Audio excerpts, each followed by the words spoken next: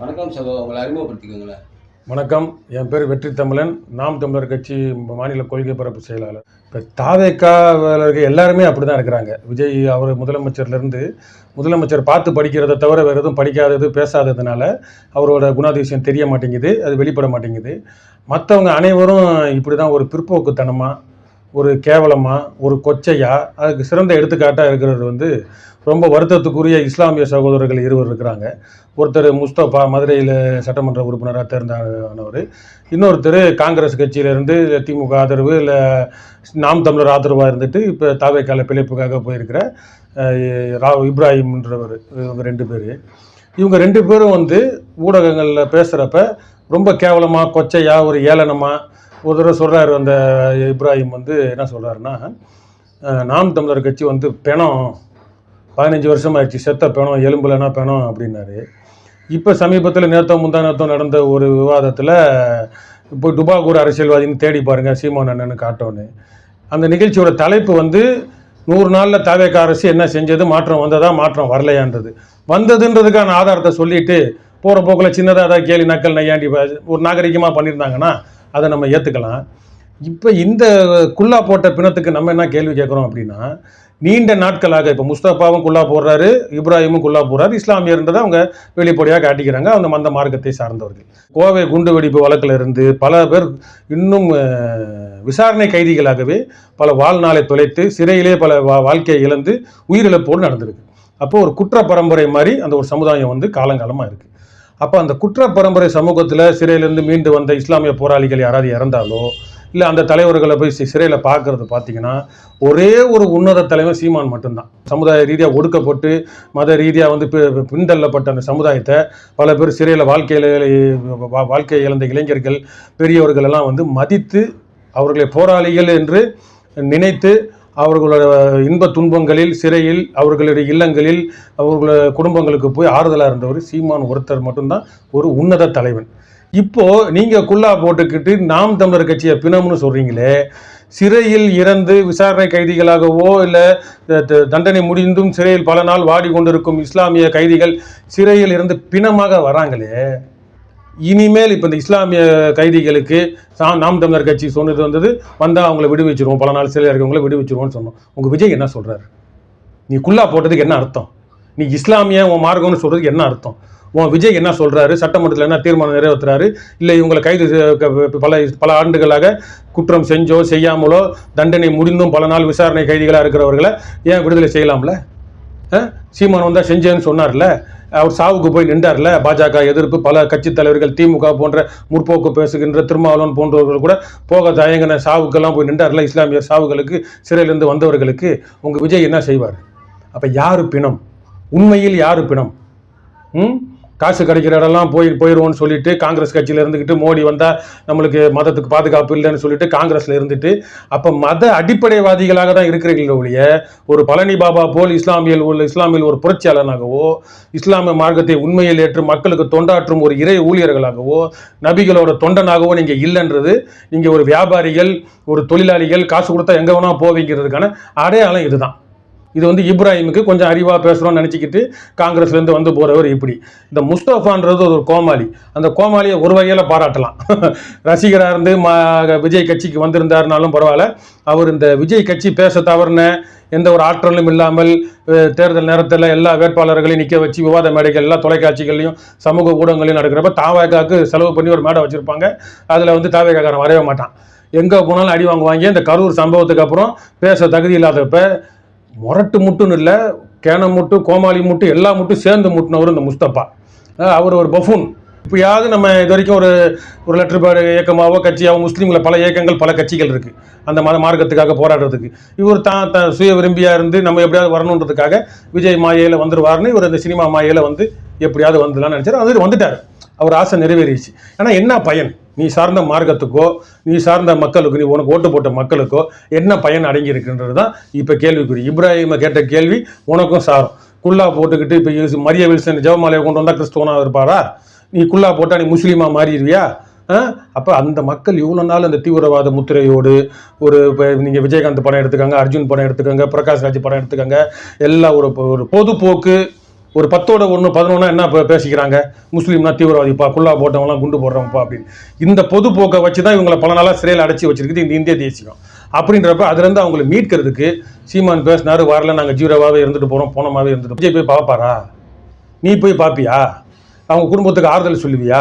இது போன்று அவங்க குடும்பத்தில் இல்லை வேற இஸ்லாமியர் குடும்பம் இப்படி பாதிக்கப்படக்கூடாது, அவங்க ஏற்கனவே தண்டனை அனுபவிச்சு முடிச்சிருந்தாங்கன்னா அவங்களை விடுவிக்க சொல்லு, இன்னும் விசாரணை கைதியாக எவ்வளோ நாள் வச்சுக்கிறதுக்கு, அவங்கள சிறப்பு சட்டம் போட்டு அவங்கள வெளியே கொண்டு வான்னு உங்களால் முடியுமா? இதை முடிஞ்சிட்டு எங்களை நீ ஜீரோன்னு சொல்லு, பிணம்னு சொல்லு, நான் ஏற்றுக்கிறோம். இல்லைனா நீ தான் செத்த பிணம், நார பிணம், நாய் கூட நக்க தகுதியற்ற பிணங்கள். நீங்கள் இது போன்ற இந்த இஸ்லாமிய சமுதாயத்திலேருந்து இந்த 2 அரைவேக்காடுகள், காவேக்காடுகள், வெந்து வேகாத பிறவிகள், ஈனப்பிறவிகள் ரெண்டும் பேசிகிட்டு இருக்கிற பட்சத்தில் இன்னொரு பக்கம் நாம் தமிழர்லேருந்து விலகி தா வாக்காக்கு போயிட்டு வேக்காக்கு தவின மண்டையில் முடி முளைச்சி புதுசாக டோப்பா வச்சுக்கிட்டு நான் கூட டை அடிச்சிருக்காரு போல நினச்சிட்டேன். சரி, டை அடித்தாலும் மண்டையில் எப்படா திடீர்னு இந்த இடத்துலலாம் முடி முளைக்குன்ற மாதிரி. முடி வேணால் முளைக்கலாமே ஒழிய உங்களுக்கு செயற்கையாக அறிவு முளைக்காது. ஜெகதீஷ் பாண்டியன் அவர்களே, நீங்கள் கட்சிக்குள்ளே இருந்து 2019க்கு பிறகு சீமானன் கட்டமைப்பு குழுன்னு கொண்டு வந்து உங்களை பொறுப்பு ஒப்படைச்ச விஜய் மாற்றத்தை கொடுப்பாருன்னு சொல்கிறது ஜெகதீஷ் பாண்டியன் மண்டையில் முடி வளர்ந்தது தான் ஒரு பெரும் மாற்றம். அதனால் இது ஒன்று.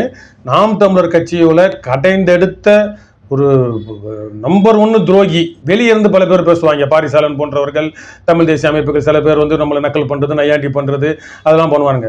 கூட இருந்து கழுத்தறுத்த துரோகியில் நம்பர் 1 டுபாகூர் துரோகி ஜெகதீஷ் பாண்டியன்.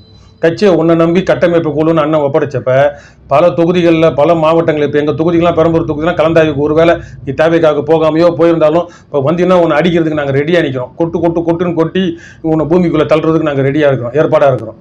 காரணம் பல சேட்டைகள், பல போராளிகளை வெளியே அனுப்புனது, கட்சியை விட்டு நீக்கிறது, சீமானனுக்கு தெரியாமல் இல்லை தெரிஞ்சு செய்கிறது, இந்த மாதிரி பல காரியங்களை அவர் குழப்பி சீமானனை நெருங்க விடாதது.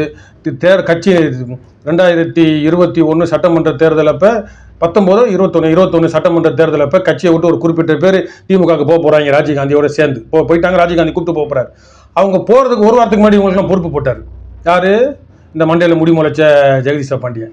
இவ்வளவு ஈனத்தனமான ஒரு துரோகி கூடவே உன்னை நம்பி உன்னை கூடவே வச்சுருந்தாங்க. அவ்வளோ பெரிய அறிவாற்றல்லாம் அவர் கிடையாது. அசிஸ்டன்ட் டைரக்டர் தான் அவர், டைரக்டர்லாம் கிடையாது. அதுவும் புலி படம், விஜய் நடித்த புலி படம் அங்கே எலி மாதிரி கூட ஓடலை. அதுவும் ஒரு கூத்து கோமாளி படம். இப்போ ஜனநாயகன் படமும் நான் உண்மையிலே விஜய்க்கு எதிராக பேசுகிறேன்லாம் கிடையாது. படம் நல்லா இருந்தால் பாராட்டலாம், படம் நல்லா இருந்தால் நம்ம பாராட்டலாம், சிறப்பு அம்சங்களை எடுத்து சொல்லி பாராட்டலாம். புலியில் இன்னும் லில்லி புட்டு மாதிரி ஒரு கோமாளி காமெடி மாதிரி அது ஒரு பஃபூன் படம், ஒரு குழந்தைங்க பார்க்க கூட முடியாதுன்னு வச்சுக்கோங்களேன். அது எதுக்கு எடுத்தாங்கன்னு தெரியல. அதே மாதிரி தான் ஜனநாயகனும். 2வது பகுதியெலாம் பார்த்தீங்கன்னா வாத்து ஓடுது, நாய் ஓடுது, பூனை ஓடுது, எல்லாம் RC போர் ரிமோட் கண்ட்ரோல் வார்னு சொல்லிட்டு இந்த கழுத்திறந்த டைனாசர் மாதிரி ஓடுது. என்னடா சொல்ல வரீங்க? இந்தியா கொடியை ஏற்றுறாரு, தலைமை செயலாளர் தீவிரவாதின்றான், என்னென்னமோ சொல்லிட்டு இருக்கிறாங்க. அதுக்கு ஒரு கதை கற்பனைன்னு இல்லை, அவரோட டைலாக் நல்லா இருக்குன்றதுனால ரசிகர்கள் கை தட்டுறாங்க.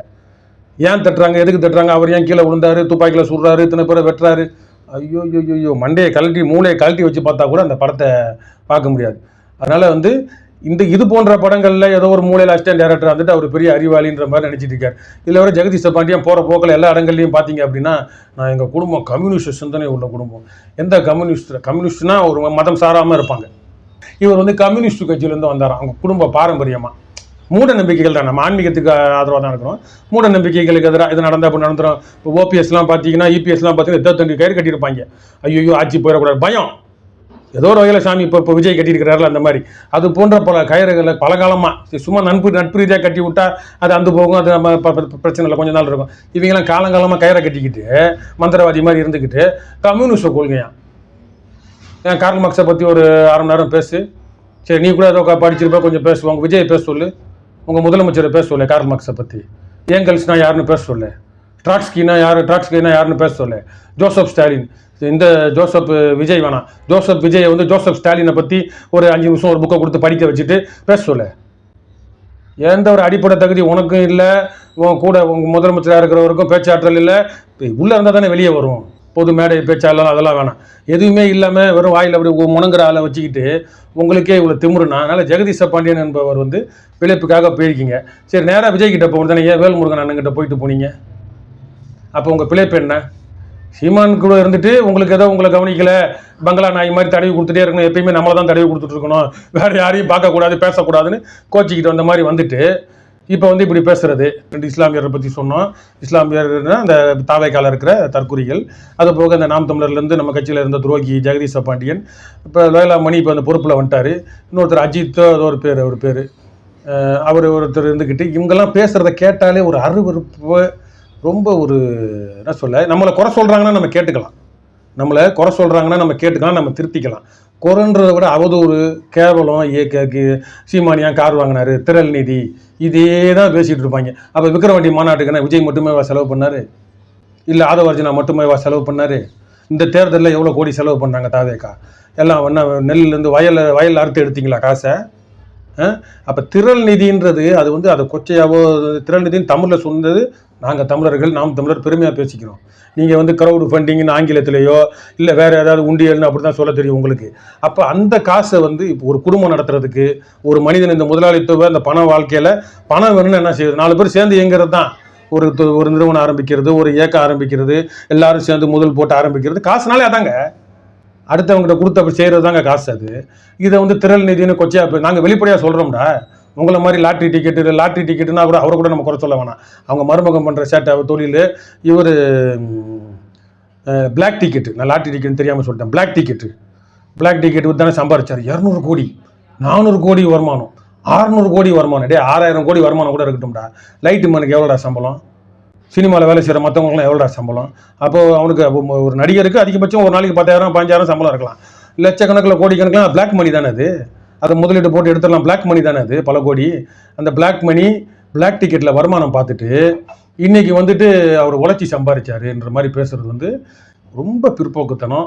இதை வந்து இவங்க என்ன பண்ணுறாங்கன்னா, பிற்போக்குத்தனத்தை ஒரு பொதுப்போக்காக மாற்றுறாங்க. பிற்போக்கை 10ஓட ஒரு போக்காக மாற்றுறாங்க, பொதுப்போக்காக மாற்றுறாங்க. இது ரொம்ப வரலாற்று பிழை. த்ரிஷா அவர்கள் வந்து உட்கார்ந்தது தவறு இல்லை. 10ஓட 1 11 ஒரு அமைச்சர்களை தாண்டி உள்ள வரிசையில் உட்காந்துருந்தாங்க, பொதுமக்கள் வரிசையில் உட்காந்துருந்தாங்கன்னா வாழ்த்துக்கள். அவங்க ஒரு குடிமகள், ஒரு முதலமைச்சரோட நண்பர்ன்ற முறையில், தோழின்ற முறையில் வராங்கன்னு நம்ம விட்டுட்டு போயிடலாம். அவங்கள முதல் வரிசையில் உட்கார வைக்கிறது.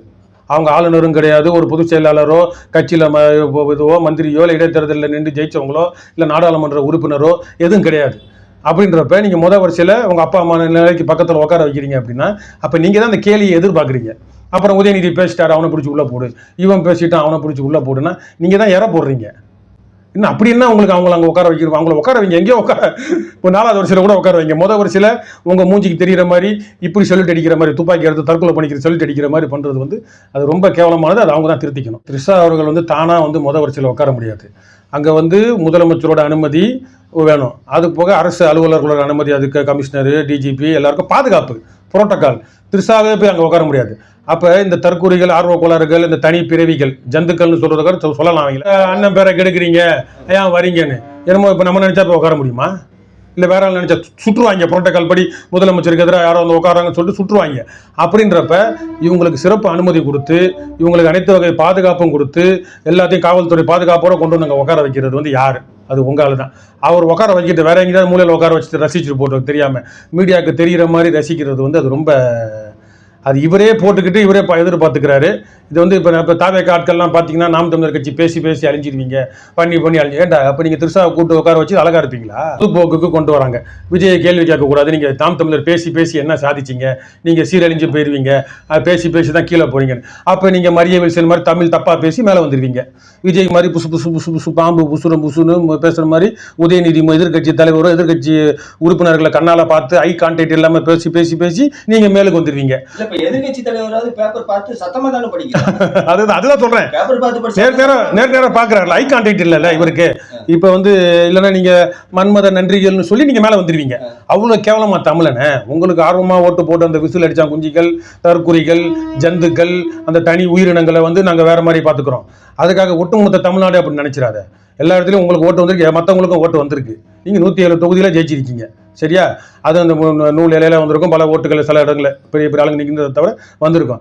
அப்படின்றப்ப நீங்கள் ஒட்டுமொத்தமாக தமிழ்நாடை வந்து நீங்கள் கொச்சப்படுத்தக்கூடாது, சரியா? உங்களுக்கு உங்கள் ஆட்கள் ஒரு குறிப்பிட்ட மைனாரிட்டி தான். இப்போதைக்கு நீங்கள் மைனாரிட்டி தான், அதிகாரத்துக்கு வந்துட்டீங்க, மைனாரிட்டி தான். அதை புரிஞ்சுக்கோங்க. ஒட்டுமொத்த தமிழர்களையும் அப்படி இடம் போட்டுறாதீங்க. நீங்கள் வந்து யோசிக்க ஆரம்பிங்க, அவ்வளோதான். மாற்றம்ன்றீங்க. இலங்கை கடற்படையால் கச்சத்தீவில் வந்து கச்சத்தீவு பக்கம் நெருங்கி போகிறப்பே கைது செஞ்ச தமிழக மீனவர்கள் கைது பண்ணுறப்ப ஸ்டாலின் வந்து கடிதம் அனுப்புவார். ஜெயலலிதா அவர்கள் கடிதம் அனுப்புனாங்க. முதலமைச்சராக இருந்த கருணாநிதி ஐயாவும் கடிதம் அனுப்புனாங்க. அப்போ நீங்களும் கடிதம் தான் அனுப்புறீங்க. அது என்ன மாற்றம்? இப்போ ஒன்றும் இல்லை. நேற்று வந்து கர்நாடகா எல்லையில் வரமா உள்ள தமிழர்கள் 3 பேரை மானை வேட்டையாடிட்டாங்கன்னு சொல்லி 3 பேரை சுட்டு கொண்டிருக்கிறாங்க. நான் கேட்குற கேள்வி என்னன்னா, இப்போ கண்டன அறிக்கை விஜய் கடைசியாக விட்டாரு, எல்லாம் விட்டாங்க பேசினா வந்து தமிழ்நாட்டு எல்லையில் ஒரு 3 கன்னடர்களை சுட்டிருந்தா இந்நேரம் என்ன ஆயிருக்கும்? நேரம் என்ன ஆயிருக்கும்? ஏற்கனவே காவிரி நதிநீர் உரிமையை பற்றி வாயை திறந்து பேசாத விஜயவே கழுதையில் மாடில் போட்டு ஃபோட்டோ ஓட்டுறாங்க. ஸ்டாலினையும் அப்படி தான் ஓட்டினாங்க, ஜெயலலிதாவையும் அப்படி தான் ஓட்டினாங்க. இந்த நம்ம தமிழ்நாட்டில் தமிழர் அல்லாத ஒரு ஆட்சியில் இருக்கிறதுனால அவங்க கண்டுக்க மாட்டாங்க, விஜய் உட்பட கண்டுக்க மாட்டேன்றாங்க. அப்போ நீ இப்போ உன் ஃபோட்டோ அப்போ போட்டாங்க, கண்டுக்கல. இப்போ வந்து 3 பேர் கன்னடர்களை தமிழ்நாடு காவல்துறையோ வனத்துறையோ ஏதோ ஒரு துறையோ இந்த மாதிரி நம்ம தமிழ்நாட்டு எல்லையில் சுற்றிருந்தா டிகே சிவகுமார் என்ன பண்ணியிருப்பார்? வாட்டாள் நாகராஜ் என்ன பண்ணியிருப்பார்? அங்கே உள்ள பாஜக தலைவர்கள் என்ன பண்ணியிருப்பாங்க? அங்கே இருக்க தமிழர்களை அடித்து வரட்டியிருப்பாங்க, தாலி அறுத்திருப்பாங்க, பல பெண்களை தமிழச்சிகளை மானபங்கம் படுத்தியிருப்பாங்க. எல்லையோரம் எந்த வண்டியும் ஓடாது. நம்ம அவங்கள போல செய்யணும்னு இல்லை. ஒரு கண்டன ஆர்ப்பாட்டம், சாலை மறியல் ஆர்ப்பாட்டம் அது பண்ணணும். உங்கள் தாவேக்கா என்ன பண்ணிக்கிட்டு இருக்கு? உங்கள் கட்சி எதுவுமே பண்ணாதா? தாவேக்கா கட்சி ஏன் சீமானு, வேல்முருகன், இப்போ தமிழர் கூட்டமைப்பு சேர்ந்திருக்குமாறு எங்களை நேர்ந்து விட்டுருக்காங்களா? அப்போ நீங்கள் தமிழ்நாட்டுக்கு முதலமைச்சர் இல்லையா? கண்டன அறிக்கைனா இந்நேரம் வந்து உங்கள் தாவேக்கா சார்பாக எல்லை மறிப்பு போராட்டம் நடந்திருக்கணும். நீங்கள் மற்ற கட்சிகளை அழைச்சிருக்கணும். எல்லா தமிழர்னு எல்லாரும் ஒற்றுமையாவாங்க. அதிமுக, திமுக, நாம் தமிழர் எல்லா கட்சியும் ஒன்றா வாங்க, நம்ம இன்னைக்கு மறியல் போராட்டம் பண்ணுவோன்னு 3 பேர் உயிர்களுக்காக நீதி கேட்போம் ஒரு மறியல் போராட்டம் தாவேக்கா முன்னெடுத்திருந்தா என்ன தவறுன்ற நான்? எதுவும் பண்ண மாட்டீங்க. சீமான் தான் போராடணும். சீமான் வந்து என் மீனவனை அடித்தால் உன் மாணவனை அடிப்பேன் அப்போ சொன்னார், இப்போ ஏன் சொல்லலை? என்னடா அது கதையாக இருக்குது? அது இலங்கை, இது இந்தியா, ஒரே நாடு, ஒரே பாரத தாயின் புதல்வர்கள் தானே பீத்திக்கிட்டு இருக்கிறீங்க. ஏன் ராகுல் காந்தி பேசலை? ஏன் மோடி பேசலை? ஏன் விஜய் பேசலை? அப்போ நீங்களாம் இயலாமை. பேசுனா மேலே இருக்கும் கொட்டுவான், இல்லை ஒன்றிய அரசாங்கத்தோட நெருக்கடி வரும், நம்மளை வந்து இதை விசாரணைக்கு உட்படுத்திடுவாங்க, இந்த 41 பேரை கொன்ற வழக்கில் நம்மளை திரும்ப கொண்டு போய் டெல்லியில் நிப்பாட்டிடுவாங்கன்ற அந்த ஒரு அச்சத்தில், ஐயோ இவங்க பேசுகிற மன்மத நன்றிகள் எல்லாம் பார்க்குறப்ப நம்மளுக்கு மண்டை தான் வலிக்குது. அது ஓட்டு போட்ட இந்த விசில் அடித்தான் குஞ்சிகள் இவங்க கிட்ட போயிட்டு 3 தமிழர்களை ஏன் கொண்டாங்கன்னு கேட்கக்கூடாது. அடுத்து தனுஷ் வராரு, அடுத்து ஸ்னேகா வருவாங்க, அடுத்து த்ரிஷாவை சிம்ரன் நல்லா டை அடிக்காமல் அவங்க ஒரு எளிமையாக இருக்கிறாங்க ஒரு நடிகை, இது போன்ற ஆட்கள் வருவாங்கன்னு வேணால் கேள்வி கேளுங்க, பதில் சொல்லுவாங்க இந்த தனி இந்த உருப்படிகள். ஆனால் இது போன்ற கேள்விகளுக்கு அவங்களுக்கு பதில் சொல்ல தெரியாது. அதனால் நம்ம ஓட்டு போட்ட ஒரு நடுநிலையாளர்களோ, இல்லை உண்மையால மாற்றம் வரணும்னு நினச்சி போட்டவங்களோ, இல்லை பேரம் பேத்தி பேரை சொல்லி கேட்டு போட்டவங்களோ, இந்த மூட நம்பிக்கை இந்த சினிமா மாயையில் இருக்கிறவங்கள விட்டுட்டு போட்ட மற்றவர்கள்லாம் கொஞ்சம் யோசிச்சிங்கன்னா, உண்மையான தமிழை ஆண்டான், மண்ணுக்கும் மக்களுக்கும் நேசிக்கிறவன் ஆண்டானா இந்தியா நம்ம பேச்சை கேட்கும், தமிழை நல்லா வாழ்வான். காலங்காலமாக ராஜராஜ சோழனுக்கு பிறகு நம்ம அடிமையாக இருந்து இப்போ சிதறுண்டு பல நாடுகளுக்கு கொத்தடிமையாக போய் எதிரியாக போய் இன்னும் வந்து நம்மளை சுட்டுக் கொள்கிற அளவுக்கு நம்மளை நாயாக தான் வச்சுருக்கிறாங்க, இந்திய நாயாய் தான் வச்சுருக்கிறாங்க. நம்ம தமிழனாய் இன உணர்வாய் விளம்புறதுக்கு நல்லா யோசிங்கன்னு சொல்கிறேன்.